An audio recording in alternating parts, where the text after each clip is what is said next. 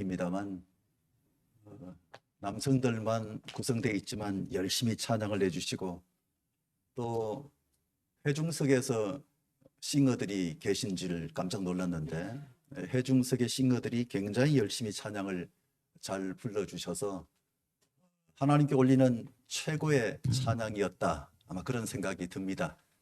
또 대표 기도를 굉장히 절실하게 간절하게 그렇게 낭낭한 목소리로 잘 해주시는, 제가 듣기로는 최고의 찬양과 최고의 기도, 그렇게 생각이 듭니다.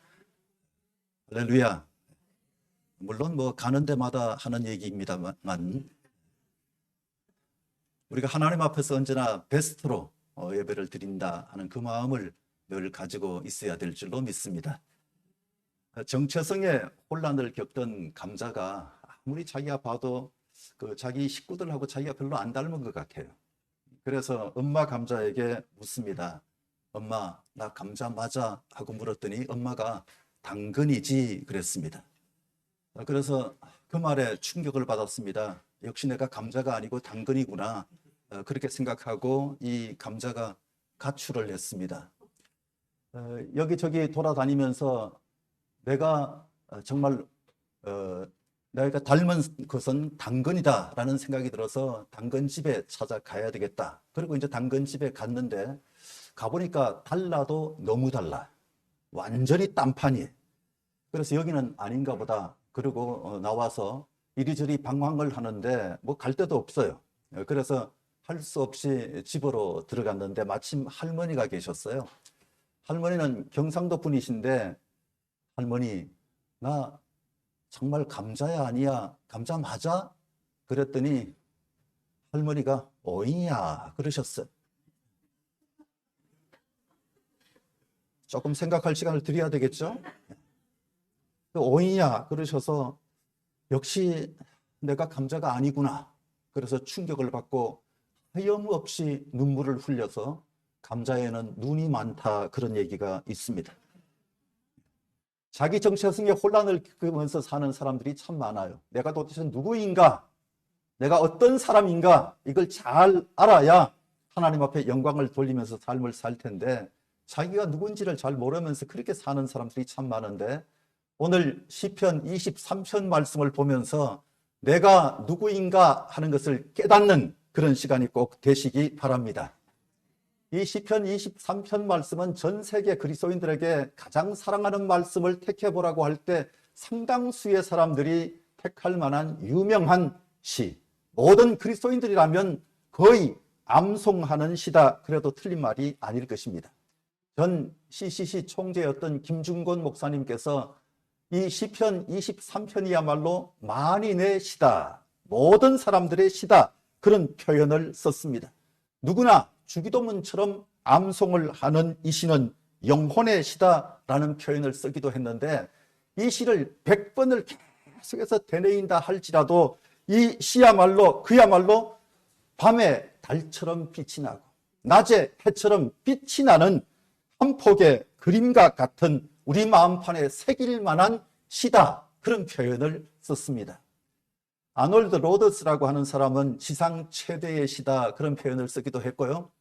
펄전 목사님은 시편의 진주다, 그런 표현을 쓰기도 했고, 마이어라고 하는 분은 시편 23편은 사막의 오아시스라고 했고, 그리고 또 험한 등산길의 휴게소 같은 것이다, 그런 표현을 쓰기도 했습니다.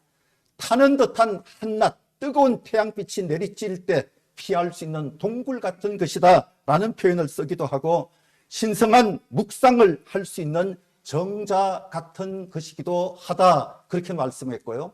성경에서 말하는 성전의 지성소 같은 것이 바로 시편 23편이다, 그런 표현을 쓰기도 했습니다. 다윗이 인생 말년이 됐을 때 쓴 시, 인생 말년, 자기의 파란만장한 지난 시간들을 쫙 회상을 하면서 이 시를 쓴 것입니다. 여러분 혹시 릴케를 좋아하십니까? 어떤 분에게 릴케 좋아하시냐고 물었더니 저는 아무나 그렇게 막 좋아하는 사람이 아닙니다. 제가 그렇게 쉬운 사람으로 보이십니까? 그러면서 릴케를 모르면 모른다 그러면 될 텐데 제가 아무나 좋아하는 사람이 아닙니다. 그렇게 대답을 한 겁니다. 다윗을 좋아하십니까? 다윗은 대답을 안 하시네. 다윗을 좋아하십니까? 네, 아무나 좋아하는 그런 사람이 아닌 분들도 좀 계신 것 같습니다. 하여튼 파란만장한 인생을 살아왔던 이 다윗이 인생 말년에 지난 삶들을 돌아보면서 고백했던 그 고백의 첫 말이 여호와는 나의 목자시니, 여호와가 나의 목자가 되시니 라고 말씀하면서 너무너무 감사하다고 고백했던 것이 바로 감사의 찬양 시편 23편이다, 그런 말씀입니다.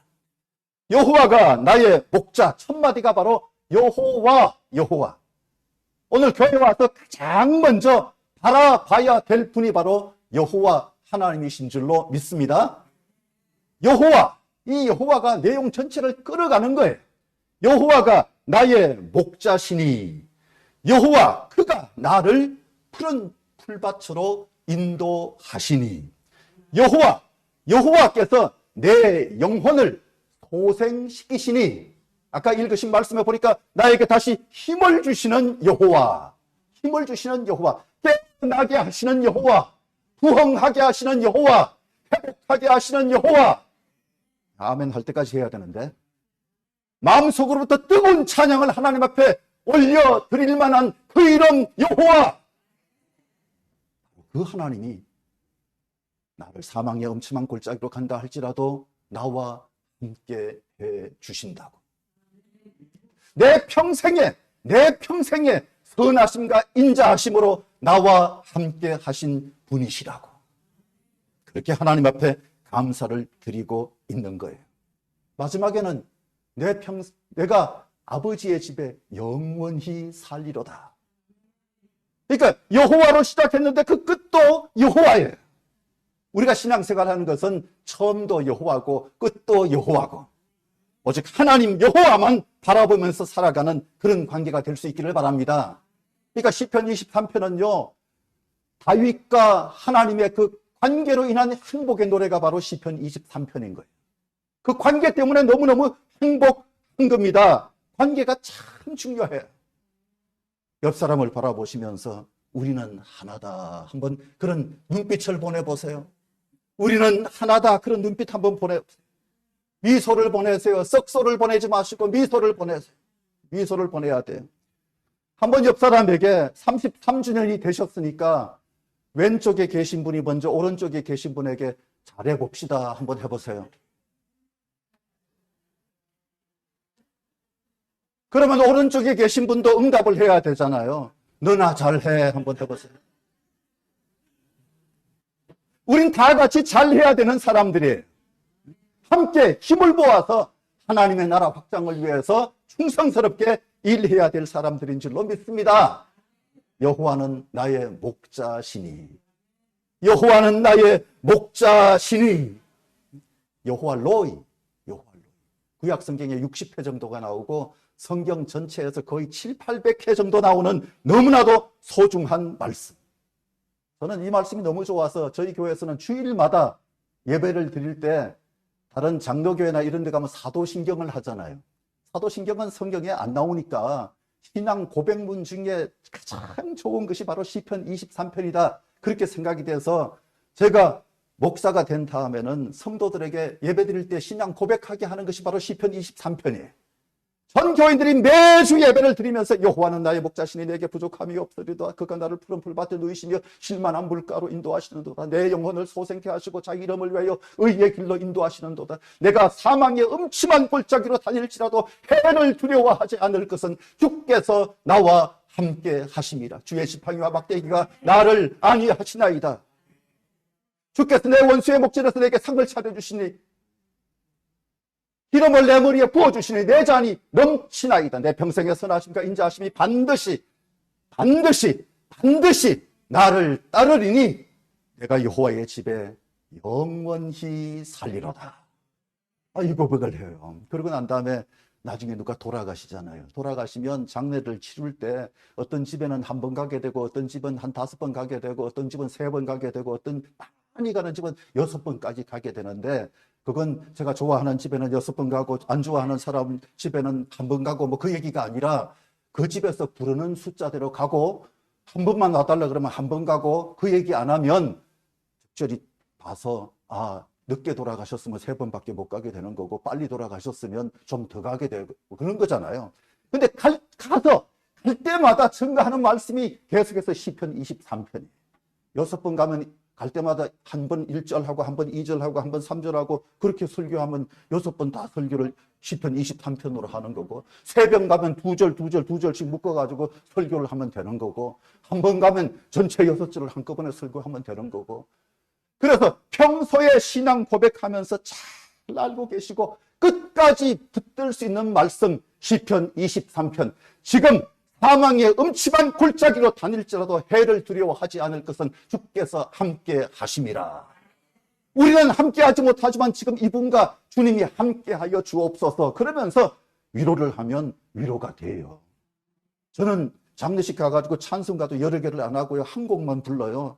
분위기 딱 봐가지고 예수 믿지 않는 사람이 거기 있는 것 같으면 절대 여러 곡을 안 부르고 딱 한 곡만 부릅니다. 전국에서 만나보자 그날 아침 거기서 그 찬송만 불러요.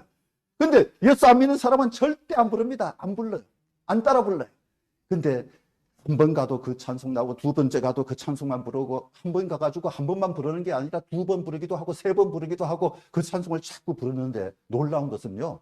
제가 화장실에 가봤더니 어떤 사람이 화장실에서 찬양을 부르고 있더라고요. 전국에서 만나보자. 그거 부르고 있어요.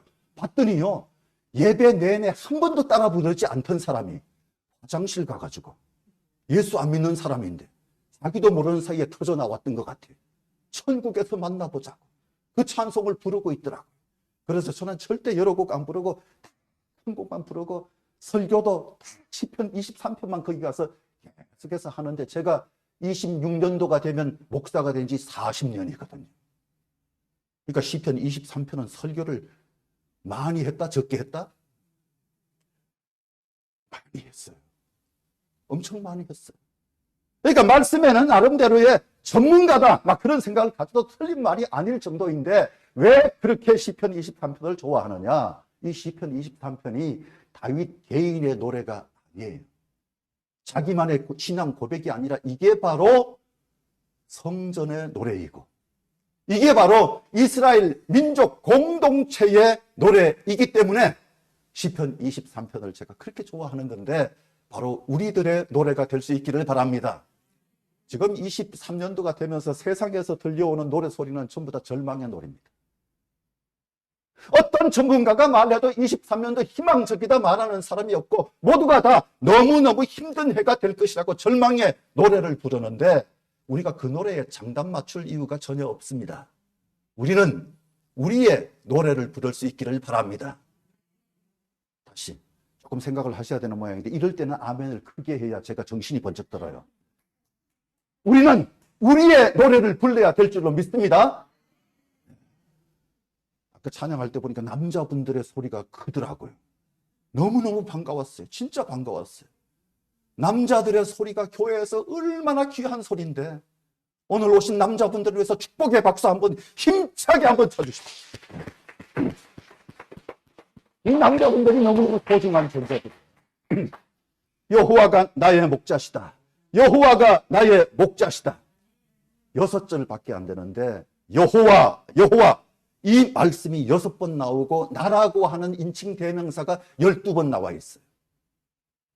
짧은 기절 속에서도 he 그리고 I 이 말이 계속 반복이 되면서 하나님과 나와의 그 관계 그게 바로 이토록 아름다운 찬양의 고백 찬양의 노래를 부르게 만들었다는 사실. 여러분 하나님과 관계가 없으면 나하고 관계가 없으면 하나님이 창조주이시고 하나님이 능력자이시고 뭐 이렇게 막 얘기해도 아무 의미가 없습니다. 아무 의미가 없어요. 창조주 하나님이 나의 하나님, 부활의 주님이 바로 나의 하나님. 그래야 의미가 있는 것 아니겠습니까? 다윗은 자기가 볼 때 양 같은 존재였어요. 양이 어떤 존재입니까? 양이라고 하는 존재는 그야말로 너무너무 부족함이 많습니다. 자기를 지킬 만한 색깔도 없고요. 이 양은 또 쇼다리예요. 그래서 제대로 뛸 줄도 모릅니다. 못된 맹수가 오면 빨리 도망을 쳐야 되는데 쇼다리니까 뛰지를 못하는 거예요. 잡혀 먹힐 수밖에 없는 거예요. 꿀이 있습니까? 없잖아요. 뭔가 좀 힘이 있어야 되는데, 자기를 지킬 만한 능력이 있어야 되는데 그게 없어요. 작은 개미 같은 경우에도 열심히 저축하는 능력이 있잖아요. 개들 같은 경우는 아무리 멀리 갔다 놔도 자기 집을 찾아올 줄 아는 능력이 있는데 이 양은 전혀 그런 능력이 없습니다. 여러분, 세계에서 제일 높은 빌딩이 엠파이어 스테이트 빌딩, 오랫동안 그 빌딩이었어요. 119층이죠. 그런데 롯데월드 타워가 123층입니다. 상하이 타워가 125층인가 그렇죠. 그런데 부르즈 할리파, 저 두바이에 가면 부르즈 할리파는 163층입니다. 전부 다 가보신 듯한 표정이네. 놀라는 표정이 전혀 없네요. 168층, 지상에서 828m. 굉장히 높은 거예요. 조금 놀라는 척을 해주셔야 제가 안 놀래요. 828m라고. 그래도 안 놀라시네. 828m. 아주 높아요. 우리나라 삼성물산이 시공사예요. 대한민국 삼성물산이 시공사예요. 그런데 그 집보다가 더 높은 집이 있는 거 아세요? 제가 볼 땐 그 집보다 훨씬 높아요. 그 집이 어느 집이냐? 고집입니다. 시간 드릴게요. 그게 바로 고집이에요.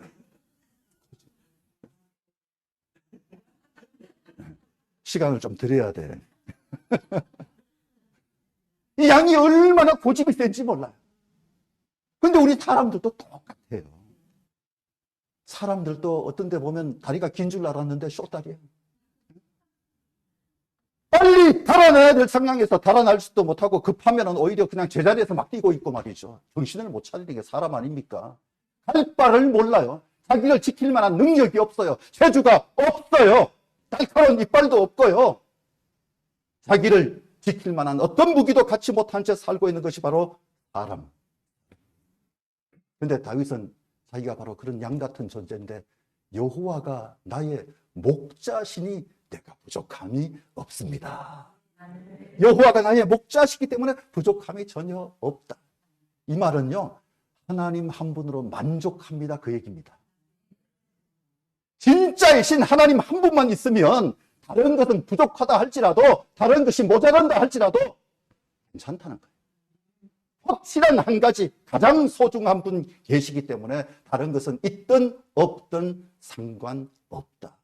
그 고백인 거예요. 여호와가 나의 목자시니 내게 부족함이 없습니다. 우찌무라 간조라고 하는 일본의 유명한 신학자가 있었습니다. 이분이 뭐라 그랬냐면, 사람은 사람을 잘 믿고요, 사람은 물질을 잘 믿고, 사람은 제도를 잘 믿고, 종교는 잘 믿는데 희한하게 보이지 않는 하나님은 잘 믿지 않는다 그랬어요. 돈도 잘 믿고 신도 다른 어떤 것들도 다 잘 믿는데 이상하게 하나님만 잘 믿지는 않는다.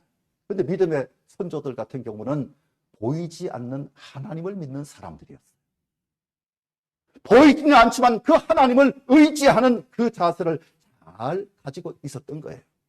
다윗은 그 사람들 중에 대표적인 인물, 하나님 잘 믿은 사람, 그 다윗이 여호와가 나의 목자시니 내게 부족함이 없습니다. 이게 바로 다윗의 인생 요절입니다. 인생 요절이에요. 여호와가 나의 목자시만 하면 아무리 어떤 상황이든지 문제 없다는 겁니다.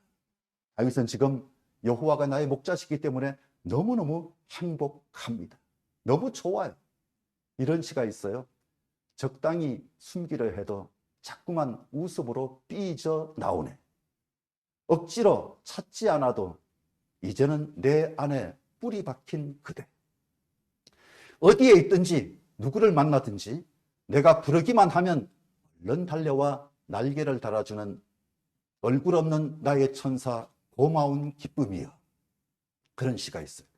이혜인 수녀가 쓴 고마운 기쁨이라고 하는 시입니다. 다윗이 지금 너무 좋아요. 그저 평안해서 좋다고 하는 게 아닙니다. 아무 문제가 없어서 좋다 그러는 게 아니라 여호와가 나의 목자시기 때문에 좋다는 거예요. 이럴 때 아멘 하는 게 맞아요. 여호와가 나의 목자시기 때문에 너무너무 좋은 거예요. 너무너무 좋아요. 사실 사방이 다 원수의 목전이에요. 사방이 다 원수예요. 그럼에도 불구하고 여호와 하나님 나의 목자시기 때문에 좋습니다. 좋습니다. 그렇게 얘기하고 있는 것입니다. 시편은 가지 말라는데 가고 싶은 길이 있다. 만나지 말라면서 만나고 싶은 사람이 있다. 하지 말라면 더욱 해보고 싶은 일이 있다. 그것이 인생이고 그리움, 바로 너다. 나태주라고 하는 사람이 쓴 시인데 시편 시들은 이런 시가 아니에요. 그냥 인생의 그리움을 노래하고 있고 낭만을 얘기하고 있고 목가적 분위기를 만들어가는 그런 내용들, 또 인생의 의미나 또 인생의 언어를 통해서 영혼 깊은 곳에 샘물을 끌어올리는 어떤 잔잔한 호수, 감동을 주는 그런 내용이 아니라 이 시편들은 말이죠, 치열한 삶의 투쟁, 전쟁터에서 나는 그 화약 냄새, 이런 것이 너무 짙은 것이 바로 시편의 내용들. 다윗은 시를 쓰면서 원수라는 말을 68회를 사용했습니다. 그리고 시를 쓰면서 대적이라고 하는 말도 22번이나 썼습니다. 그 비슷한 단어들이 150회 정도 등장하고 있어요. 그러니까 얼마나 치열한 삶의 현장에서 이 노래를 부르고 있는가 충분히 짐작할 수 있는 거예요. 너무너무 고통스러운 그 현장에서 하나님을 바라보며 여호와가 나의 목자시기 때문에 내게 부족함이 없다, 그렇게 말합니다. 얼마나 적이 많았는지 시편 3편 1절에 보면요, 여호와여 나의 대적이 어찌 그리 많은지요, 일어나 나를 치는 자가 많으니이다. 일어나서 나를 치는 자가 너무 많습니다. 이게 바로 다윗이 처한 현실입니다. 이런 노래를 부를 만한 상황이니까 불렀겠지, 그렇게 생각하지 마시라는 거예요. 사방이 원수의 목전이에요. 어떤 초등학생이 아버지에게 심하게 꾸중을 맞고 자기 방에 들어가가지고 나오지를 않아요. 많은 시간이 지났음에도 불구하고 도대체 나오지를 않아요. 근데 저녁 식사 시간이 됐어요. 아버지가 문을 따고 나오라, 밥 먹자. 그래서 이제 불러내서 밥을 먹는데 오늘은 네가 좀 잘못했으니까 네가 대표 기도해라. 그러니까 이 애가, 초등학생이 기도를 시작 안 하는 거예요. 계속 가만히 있는 거예요. 다른 가족들도 전부 가만히 있었어요. 대표 기도자 지명이 됐으니까 기다리고 있는데 얘가 드디어 입을 냈습니다. 하나님 감사합니다. 원수의 목전에 상 차려주셔서 감사합니다. 아버지가 졸지에 원수가 됐습니다. 원수, 우리가 살고 있는 악한 환경이에요. 악한 환경. 어떤 환경 속에 있다 할지라도 평안해지고 감사해질 수 있는 것은 여호와가 나의 목자이실 때 가능한 것. 어떤 초등학생은 엄마한테 야단을 받고 동네에 있는 나무 꼭대기로 올라갔어요. 너무너무 막 화가 났는지 그 나무 꼭대기로 올라갔는데 엄마가 내려오라고, 위험하다고. 그런데 내가 점점 높이 올라가는 거예요. 그러면 안 된다, 내려와. 그런데 안 내려와요. 마침 지나가던 신부님이 그 아이를 보면서 얘야, 그 꼭대기 올라간다고 해서 천당 가는 게 아니야. 내려와. 막 그 밑에서 설득을 하는데 얘가 안 내려와요. 신부님이 한참 노력하다가 안 되니까 할 수 없이 그냥 성호를 걷고 가버렸어요. 근데 신부님이 떠나시자마자 얘가 조금 있다가 바로 내려오는 거예요. 바로 내려와요. 그래서 너 왜 내려왔니? 하고 물었더니 너 안 내려오면 나무 잘라버린다. 신부님이 그렇게 하셨기 때문에 자기가 안 내려올 수가 없다. 내려올 수밖에 없었다. 사랑하는 성도 여러분, 우리가 어디에 있든지 교만한 자리에 있지 마시고 거기서 안 내려오면 너 죽어. 십자가를 바라볼 때마다 겸손해질 수밖에 없는 사람, 십자가를 바라볼 때마다 살 길을 찾았다 하면서 행복해 할 줄 아는 사람, 우리가 바로 그런 모습으로 지낼 수 있기를 바랍니다. 여호와가 나의 목자시니 내게 부족함이 없습니다. 충분합니다. 만족합니다. 할렐루야. 그 고백을 하면서 사는 자들. 두 번째 하나님이 주시는 축복은 두려워하지 않는다는 것입니다. 두려워하지 않는다. 그가 나를 푸른 풀밭에 누이시며 실만한 물가로 인도하시는도다. 내 영혼을 소생케 하시고 자기 이름을 위하여 의의 길로 인도하시는도다. 내가 사망의 엄침한 골짜기로 다닐지라도 해를 두려워하지 않을 것은 주께서 나와 함께 하심이라. 어린아이가 엄마를 절대적으로 의지합니다. 엄마를 얼마나 좋아하는지 몰라요. 그런데 양에게 목자는 absolute necessary, 절대 필수예요. 있으면 좋고 없어도 되는 그런 존재가 아니라 양에게는 반드시 목자가 있어야 된다는 사실. 굉장히 겁이 많은 동물입니다. 너무 겁이 많아요. 산토끼가 한 마리 풀쩍 뛰어도요, 그 수십 마리의 양떼들이 다 달아나요. 그렇게 겁이 많아요. 수십 마리면 좀 힘을 합해가지고 뭐 대항할 만도 하기 때문에 그만큼 겁을 안 내도 될 것 같은데도 불구하고 모두가 다 겁을 먹고 도망을 칠 수밖에 없는 존재. 여러분, 우리가 살다 보면 참 너무너무 힘든 세상이다 그런 생각이 들지 않으세요? 뭔가 좀 알게 되면 굉장히 두렵다 하는 생각이 들 때가 참 많아요. 이제는 희귀병이 아니구나 그런 생각이 들 때도 있어요. 2021년 12월 이제 1년 한 2개월 정도 되는데 12월 달에 제 아내가 건강검진을 갔다가 돌아오더니 뭐 건강검진 했는데 다시 정밀검사를 좀 해보라 그러네. 그러더니 좀 큰 병원에 가서 검사를 하고 어떻게 됐냐고 제가 전화를 했더니 암이래 그래요. 뭐라고? 장난치지 말고 말해봐 그랬더니 암인데 수술을 할 수 없는 형편이래. 그래서 더 큰 병원에 가서 진단을 또 해보라 그래서 서울 아산병원에 가서 진단을 했는데 폐암 4기라고 선고가 났어요. 저도 굉장히 충격을 받았어요.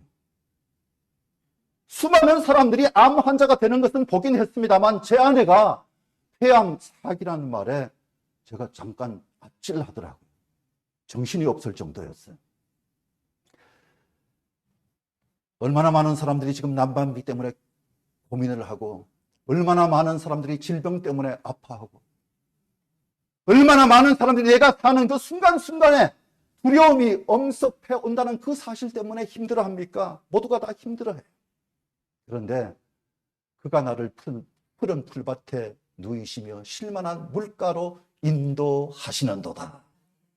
빌리 켈러라고 하는 분이 계신데 이분은 동아프리카에서 목동 생활을 직접 했던 분이세요. 근데 이분이 양과 목자라고 하는 책에서 뭐라고 얘기를 했냐면 내가 경험을 해보니까 양은 4가지 조건이 맞을 때만 눕더라 그런 얘기를 했어요. 4가지 조건이 맞아야 되는데 그 첫 번째가 뭐냐 하면 주변에 무서운 맹수가 없어야 돼요. 두려움에서 벗어나야 눕는다는 거예요. 늑대가 있고 사자가 있는데 누울 수가 있습니까? 누울 수가 없는 거죠. 두 번째는 싸움이 없어야 눕더라는 거예요. 양은 멀리서 보면 굉장히 평화롭게 보이잖아요. 정말 다들 온순해 보이고 아주 평화롭게 잘 지내는구나 그렇게 보이는데 사실은 양이 말이죠. 닭은 이 쪼는 순위로 서열이 정해지고 이 소는 들이받는 순위로 서열이 정해져서 자기들끼리 잘 싸우는데 양도 목자만 없으면 부딪히는 그걸로 서열을 정한대요. 엄청 부딪힌대요. 엄청 부딪힌대요. 그러면서 서열을 정하는데 신기하게도 목자만 함께하면 절대 안 싸운다는 거예요. 다 잘 알고 계시는 거예요. 절대 안 싸운대요. 절대 안 싸운대요. 어제도 말씀드렸습니다만 교회는 싸우지만 않으면 부흥해요. 교회는 다툼만 없으면 부흥하는데 그게 어디 쉽냐 말이죠. 쉽지 않아요. 그래서 이런 공식이 있어요. 5 빼기 3 하면 얼마예요? 그것도 3점 생각을 하셔야 되나요? 2 더하기 2는 뭐예요? 2 더하기 2는 4. 이게 그냥 간단하고 뭐 그걸 물어 그렇게 생각하는지 몰라도 오해를 3번 생각하면 이해된다. 이해를 2번만 더 해도 사랑하게 된다. 제가 교인들에게 그래요. 이해도 못하는 주제에 오해씩이나 하느라고 얼마나 피곤하십니까?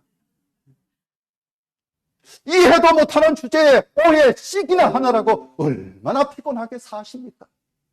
그런 얘기를 합니다.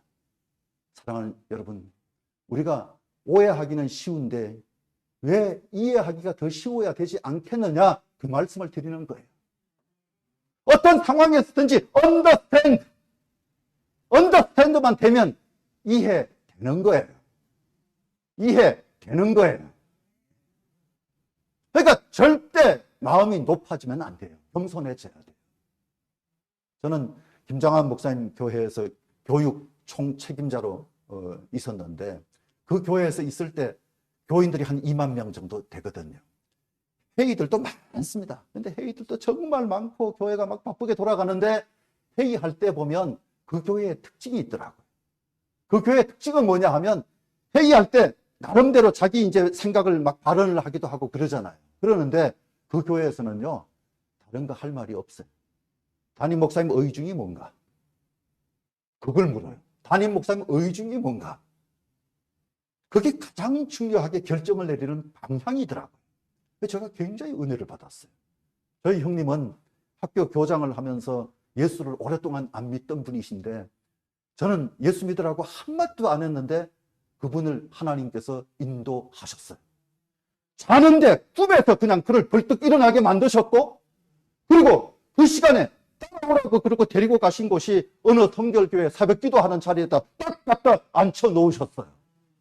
하나님께 기도하니까 응답이 그렇게 나타나더라고요. 많은 말이 필요 없더라고요.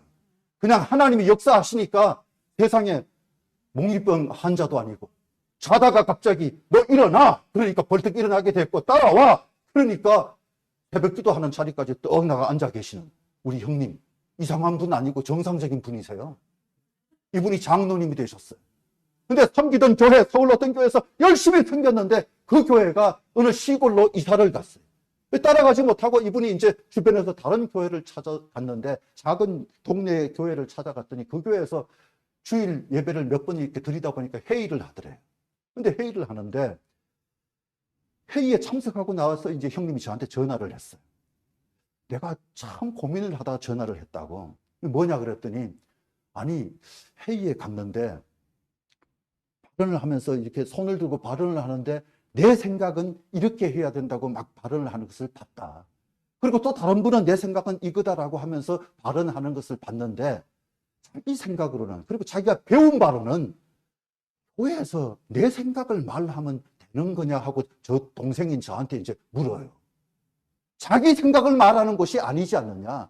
교회는 하나님의 말씀을 어떻게 실천하느냐, 거기에 집중해야 되는 것 아니냐고. 그러면서 나 아무래도 딴 교회 가야 될 것 같아. 이 교회 등록하면 안 될 것 같아. 그렇게 얘기해서 형님 제가 존경합니다 그랬어요. 그런데 늦게 믿더니 이분이 장로가 되셨어요. 늦게 믿었는데도 장로가 되시더라고요. 여러분, 하나님은 먼저 된 자 나중 되게 하고 나중 된 자 먼저 되게 하고 얼마든지 그렇게 하실 수 있는 분이시란 사실을 우리는 알아야 합니다. 싸움이 그치니까 양들이 편하게 눕더라 그런 얘기를 했습니다. 그 다음에는 편해야 눕습니다. 그 주변에 그야말로 자기를 힘들게 하는 새파래가 있고 말파래가 있고 진드기가 있고 그러면 절대 눕지 않습니다. 막 괴로운데 어떻게 잠을 잡니까? 어떻게 쉽니까? 그게 잘 안 되는 거죠. 그리고 네 번째는 뭐니 해도 배가 불러야 눕더라 그런 얘기를 했어요. 배가 불러야 눕더라. 이 네 가지 조건이 맞을 때 양들이 눕는 건데 바로 여호와가 푸른 풀밭에 눕게 하시니, 여호와가 푸른 풀밭에 눕게 하시니 우리에게 있는 그 모든 문제들, 우리 마음속에 있는 두려움이라든가 우리 마음속에 싸움이 생기는 거라든가 또 어떤 그 편안치 못하고 괴로워하는 거라든가 배가 고픈 거라든가 이 모든 문제를 해결해 주신다는 뜻입니다. 하나님이 해결하신다는 거예요.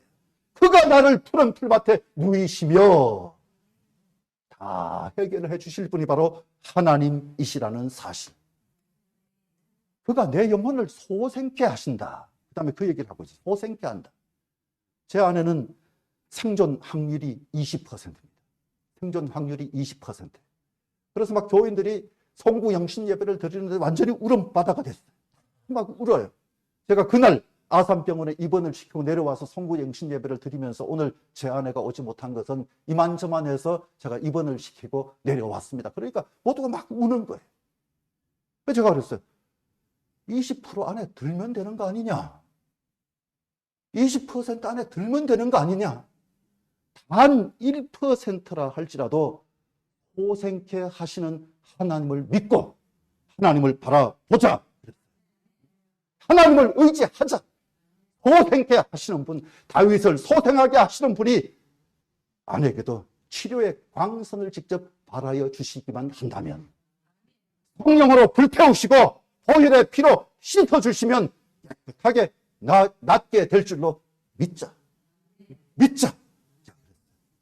그래서 그 다음부터는 제가 걱정하기보다 하나님께 맡겼어요.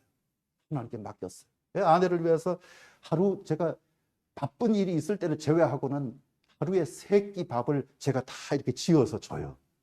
제가 사실 한 번도 부엌에를 가본 적이 없는 사람인데 그걸 제가 밥을 그냥 하루 3끼 한꺼번에 밥솥에다 해놓고 하루 3번 먹는 게 아니라 밥 먹을 때마다 새로 해서 밥 먹자. 그렇게 열심히 해주다 보니까 주부 습진이 생겼어요. 주부 습진. 병원 갔더니 주부 습진이래요. 열심히 설거지도 하고 청소도 하고 그냥 잘 도와주면서 아내가 부르면 왜 부르냐고. 저는 안 그랬거든요. 바쁜데 왜 부를까. 그냥 그러고 앉아서 책상에서 책 들여다보고 그러고 있었는데 부르기만 하면 나갑니다. 나가요 하면서 쫓아나갑니다. 그리고 일어나는 모습을 보면 일어났어? 잘 잤어? 그러면서 가서 안아주고 저녁에 잘 때도 꼭 안아주면서 기도해주고 잘 자라고 그렇게 날마다 하는데 하나님이 의사가 말이죠. 제 아내 차트라든가 이런 거 딱 보면서 볼 때마다 하는 얘기가 뭐냐 하면 볼 때마다 기분이 좋습니다. 남의 일이라고 그렇게 대답하지 마시고 볼 때마다 기분이 좋습니다. 그러더라고요. 얼마나 감사한지 몰라요. 얼마나 감사한지 몰라요. 막 사방에서 막 기도해 주시는데 제가 아내를 데리고 몇 개월 만에 이제 아내가 교회를 딱 가니까 교인들이 그냥 좋아가지고 그런데 다들 이렇게 보면서 멀쩡하시네. 아니 그러면 돌아가실 줄 알았나? 멀쩡하시네. 제가 봐도 멀쩡해요. 교인들이 하는 얘기가 더 이뻐지셨네. 제가 봐도 더 이뻐졌어요. 몸무게가 한 5kg가 늘었어요. 몸무게가 느는 게 좋은 거잖아요. 그죠? 아는 분은 안다고. 몸무게가 늘었어. 5kg 늘었어요. 물론 배가 많이 나오긴 했지만. 얼마나 감사한지. 암세포가 큰 게 있었는데 작은 게 그 반만한 게 있었는데 큰 게 병원에 갔더니 안 보인대요. 요게 절반으로 줄어들었어요.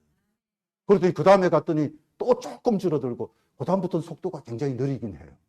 그래도 줄어들었어요. 감사한지 몰라요. 여호와가 소생케 하시는 하나님. 어떤 상황에 있든지 간에 소생케 하시는 하나님. 그런데 양이라고 하는 존재는 말이죠. 한번 이렇게 나뒹굴면 자기 스스로의 힘으로는 못 일어난대요. 자기 혼자는 일어날 수가 없어요. 목자가 가서 일으켜 세워줘야 돼요. 체내에 막 기포가 형성되면서 잘못하면 태양빛이 내리쬐고 막 이러면 말이죠. 3시간만 해도 죽을 수 있는 게 바로 양이랍니다. 바람이 불고 날씨가 좋으면 3일은 버티는데 그 나뒹군 채 태양빛이 내리쬐고 바람도 안 불고 이러면 그냥 질식사하는데 3시간 안에 죽는다는 거예요. 그래서 목자는 부지런하게 돌아다니면서 혹시 어디 자빠져 있는 양이 없는가 그걸 보는 거예요. 그걸 봐야 돼요. 자빠져 있으면 이렇게 세워줘야 되니까. 그래서 목자가 부지런히 그 일을 하는 건데 하나님이 나의 목자가 되셔서 졸지도 아니하시고 주무시지도 아니하시고 우리에게 당신의 그 사랑의 손, 능력의 손을 펼쳐서 만져주시는 하나님이 되시니까, 만져주시는 하나님이 되시니까 반드시 내가 너를 축복하리라, 반드시 내가 너를 들으으리라. 천지는 변해도 나의 약속은 영원히 변치 않으리. 두려워 말라, 강하고 담대하라. 낙심하며 실망치 말라, 낙심하며 실망치 말라, 실망치 말라. 내 소원 이루는 날 속히 오리니 내게 영광 돌리라이. 영광의 그 날이 속히 오리니 내게 찬양하리라. 할렐루야. 반드시 그날 온다. 반드시 그날 온다. 4절에서는 내가 사망의 음침한 골짜기로 다닐지라도 해를 두려워하지 않을 것은 주께서 나와 함께 하심이라. 양떼에게 더 신선한 꼴을 먹이기 위해서 험한 산도 이렇게 넘어가야 되는 경우들이 있는데, 그 산을 지나갈 때 보면 밑에는 완전히 골짜기, 조금만 실족하면 그 낭떠러리에 떨어져서 죽음이어서 사망의 음침한 골짜기, 사망의 음침한 골짜기, 이렇게 표현을 한 거예요. 눈물 골짜기, 죽음의 골짜기. 그런데 눈물을 흘려야 웃을 때가 있지 않습니까? 골짜기가 깊으면 더 하나님을 의지하는 것이 사람이더라고요. 더 힘들수록 하나님을 찾더라고요. 저는 운전을 하면서도 주여, 어쩌다가 제 아내가 저렇게까지 됐을까요? 막 살려주십시오 그랬어요. 하나님, 제 아내 좀 살려주십시오. 잠을 잘 수가 없었어요. 제 아내를 좀 살려주십시오. 좀 더 같이 살았으면 좋겠습니다. 더 하나님을 의지할 수밖에 없더라고요. 하나님을 바라볼 수밖에 없더라고요. 어떤 분은 한 해 동안의 병원을 여러 차례 들락거리면서 부부의 정이 더 들게 됐답니다. 더 두터워졌대요. 두 사람 사이가 대면했는데 열심히 병원에 드나들다 보니까 남편이 가만 보니까 아내에게 자기가 좀 잘못했던 것 같아요. 미안하다는 마음이 들면서 더 사랑해야겠구나, 그런 생각을 가지게 됐다는 거예요. 아내도 남편을 더 사랑해야지, 그런 마음이 늘 들었다는 거예요. 남편은 평소에 그저 집에 있으면 근심덩어리, 같이 나오면 짐덩어리, 혼자 내보내면 걱정덩어리, 마주 앉으면 왼수덩어리, 병원에 있다 보니까 사랑덩어리더라는 거예요. 사랑덩어리더라는 거예요. 인생의 그 깊은 골짜기가 두 사람을 더 돈독하게 만들어 준 것입니다. 정말 힘들게 하는 게 뭡니까? 사람 아닙니까? 가장 힘들게 하는 게 바로 사람입니다. 어떤 목사님이 설교를 하시면서 여러분 중에 미워하는 사람이 하나도 없는 분 혹시 계십니까? 하고 물었대요. 아무도 손을 안 들더래요. 다시 묻습니다. 미워하는 분이 하나도 없는 분 한번 손 들어보세요. 그랬더니 할아버지 한 분이 손을 번쩍 들더래요. 너무 감동을 받고, 할아버지 정말로 미워하는 사람이 하나도 없으세요? 어떻게 그렇게 하세요? 하고 물었더니 있었는데 죽어버렸어. 사람은 다 사람 때문에 힘든 시간들이 있을 수 있어요. 정말 너무너무 힘들고 아플 수도 있어요. 그러나 우리가 잘 생각해 봐야 합니다. 사람과 사람 사이의 관계가 얼마나 소중한지 몰라요. 관계가 참 중요해요. 남 따라서 할 때 잘하는 사람을 모델로 삼아야지 잘못하는 사람을 모델로 삼으면 안 됩니다. 절대 그러면 안 돼요. 어느 학교에서 시험을 치는데 질문이 뭐였냐 하면 생각하는 사람 그 조각가 이름을 대라고 시험 문제가 나와서 어떤 그 답이 로댕이잖아요. 로댕. 근데 그 옆에 친구가 이제 컨닝을 하려고 자기 암만 생각해도 답을 모르니까 컨닝을 하다가 이제 봤어요. 그래가지고 오뎅 하고 썼어요. 오뎅. 그 옆에 애도 잘 생각이 안 나요. 그래서 오뎅이라고 쓴 애 거를 이렇게 보다 보니까 오뎅이라고 썼어요. 차마 똑같이 쓰는 건 좀 안 될 것 같아서 덴뿌라 그렇게 썼어요. 덴뿌라. 그 옆에 애는 또 그걸 보니까 덴뿌라? 덴뿌라? 나는 어묵이라고 써야지 하고 어묵이라고 썼어요. 잘 따라해야 되는데 좋은 모델이 중요한데 모델 잘못 설정하면 인생 망칩니다. 신앙의 좋은 모델을 잘 설정을 해야 돼요. 예수 그리스도를 본받아 살아가는 저와 여러분이 꼭 될 수 있기를 바랍니다. 근데 사망의 음침한 골짜기로 다닐지라도 해를 두려워하지 않을 것은 주께서 나와 함께 하심이라. 주님이 나와 함께 하심 때문이다. 이 임마누엘이요, 성경 속에 수많은 약속이 나오는데 성경은 약속의 책이잖아요. 옛 언약과 새 언약인데 이 약속의 책인데 그 수많은 약속 중에 제일 많이 나오는 약속이 바로 내가 함께 한다는 약속입니다. 얼마나 감사합니까? 하나님이 우리와 함께 해 주신다는 사실. 마지막으로 여호와 나의 목자, 여호와 나의 목자, 승리의 확신을 갖게 만듭니다. 승리의 확신을 갖게 만듭니다. 주께서 내 원수의 목전에서 내게 상을 차려주시고 기름을 내 머리에 부으셨으니 내 잔이 넘치나이다. 내 평생의 선하심과 인자하시니 반드시 나를 따르리니, 반드시 나를 따르리니, 배가 고파도 반드시 나를 따르리니, 내가 여호와의 집에 영원히 살리로다. 완전 대박이에요. 완전 대박. 여러분, 저녁에 바깥에서 막 놀던 아이들도 놀다가 저녁 때가 돼서 돌아갈 집이 있으면 그 아이는 행복한 아이입니다. 돌아갈 집이 없는 아이는 불행한 아이잖아요. 그렇죠? 돌아갈 집이 없는 아이는 불행한 아이. 그런데 이 시인 같은 경우에는 돌아갈 집, 아버지의 집이 있는 사람입니다. 얼마나 감사합니까? 앞서서 그는 여호와 그 하나님이 바로 원수의 목전에서 내게 상 차려주시는 분이시다. 밥상 차려주는 분. 밥상 차려주는. 밥상을 차리려면 좀 실만한 물가에다 차려주면 얼마나 좋겠는가, 그런 생각 들기도 하죠. 푸른 초장에 밥상 차려주면 좋을 텐데 왜 하필이면 원수의 목전에서 상 차려준다 그렇게 표현하고 있을까요?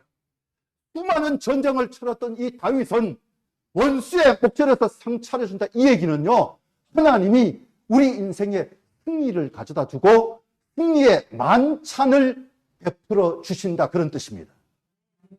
승리의 파티를 열어주신다는 뜻입니다. 하나님은 우리를 이기게 하시는 하나님이십니다. 이기게 하시는 하나님이십니다. 반드시 이기게 하시는 하나님. 그래서 다윗이 지금 너무너무 통쾌해요. 너무너무 좋은 거예요. 그래서 주께서 원수의 목전에서 상 차려주시고 제가 그 장례식 가가지고 그 밥상 차려놓고 그러지 안 한다고 해서 섭섭해하지 말라고. 제가 지금까지 목사하면서 수많은 장례식 집에 가봤는데 그 밥상 차려놓은 것을 먹고 가는 귀신을 본 적이 없다. 어떤 귀신도 와서 먹고 가지 않더라. 그리고 그거 차려놓고 만족해하고, 아니 그대로인데 뭘 만족해하냐.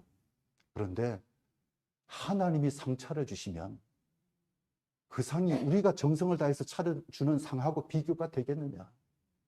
비교가 안 된다. 하나님이 질병이라고 하는 원수 그 앞에서 상 차려주실 것이고, 가난이라고 하는 그 힘든 시간들, 원수 같은 그 시간들 그 앞에서 상 차려주시는 하나님이 되실 거니까 안심하자고. 하나님께 맡기는 것이 옳다고 그렇게 말합니다. 기름을 내 머리에 부으시니 내 잔이 넘치나이다. 기름을 붓는다는 것은요, 하나님께서 그만큼 사랑한다고 하는 표현이에요. 기름을 붓는다라고 하는 것은 축복의 사인입니다. 그리고 기름을 붓는다고 하는 것은 권위의 상징입니다. 권위의 상징이에요.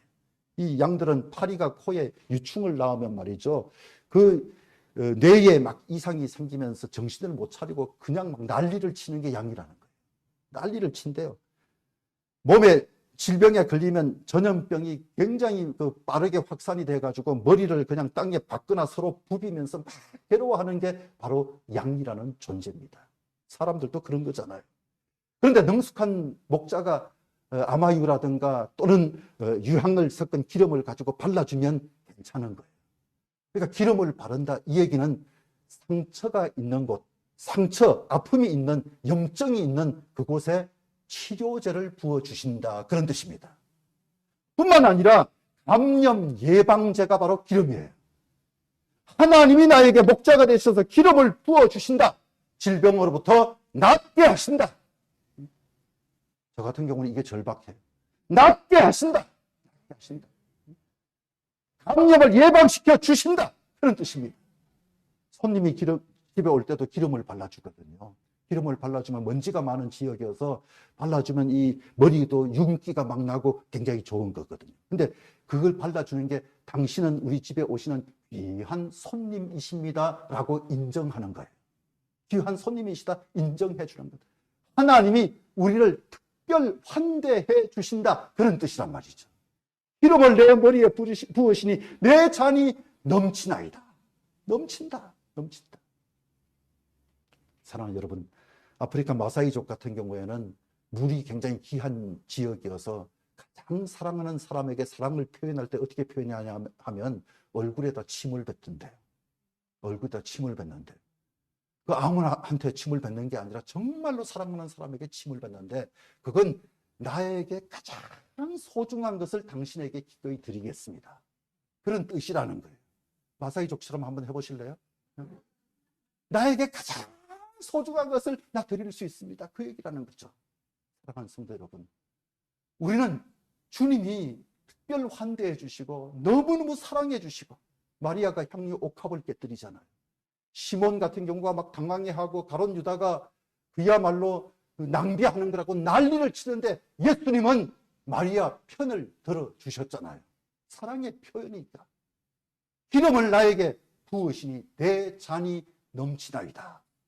그 지역에서는 잔을 줘도 채워서 주는 법이 없대요. 물이 너무 귀하니까. 근데 하나님은 잔이 넘치게 하시는 하나님. 넘치게 하시는 하나님. 그 잔은 축복의 잔이고 그 잔은 만족의 잔이고 그 잔은 감사의 잔인 거죠. 내 잔이 넘치나이다. 여호와가 나의 목자신 내게 부족함이 없습니다. 그렇게 고백하던 듯이 이제는 내 잔이 넘치나이다. 이 노래가 이 크레센도 된 거예요. 그래서 점점 크게 부를수록 막 힘이 나는 그 고백. 그게 바로 시편 23편. 마지막에 그가 강조한 것은 주의 선하심과 인자하심이 내 평생 동안 나를 따랐다고. 평생이란 말을 들어 쓰는데 주님과 다윗의 관계가 평생 관계였어요. 그런데 내 아버지 집에 영원히 살리로다. 이 평생 관계가 더 나아가서 영원한 관계. 영원한 관계. 내가 아버지 집에 영원히 살 것입니다. 그 고백을 한 거예요.